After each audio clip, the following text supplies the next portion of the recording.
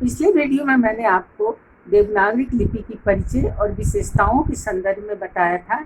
आज मैं देवनागरी लिपि की समस्या और अपेक्षित सुधार के संदर्भ में चर्चा करूंगी।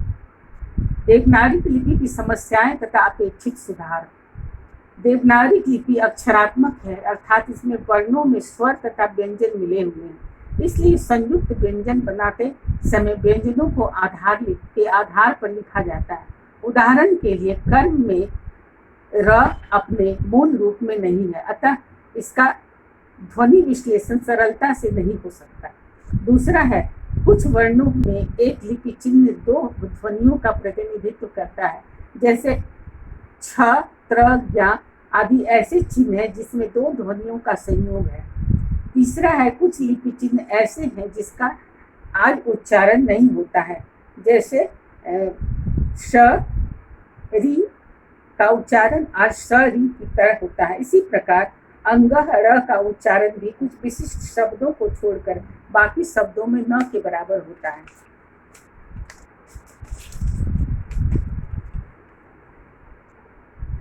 तात्पर्य यह है कि उच्चारण की व्यवस्था के स्वरूप के समय के साथ परिवर्तन आया है, लेकिन व्यवस्था उसके साथ सामंजस्य रखकर परिवर्तित नहीं हो पाई।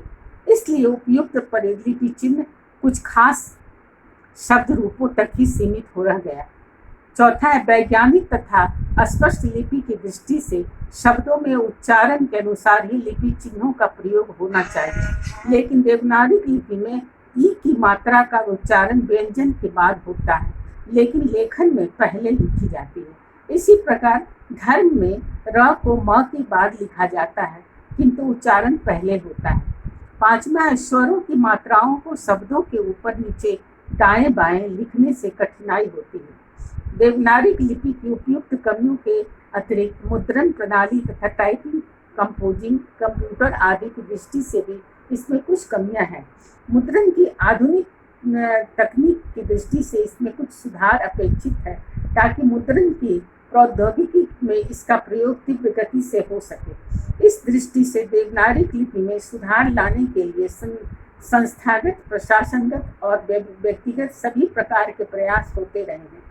आरंभ में श्री सावरकर, विनोबा भावे, गांधी जी, काका कालेकर आदि ने इस दिशा में कार्य किए। उन्होंने अ के स्थान पर सभी स्वरों के लिए ओ, अ, ए आदि का समर्थन किया।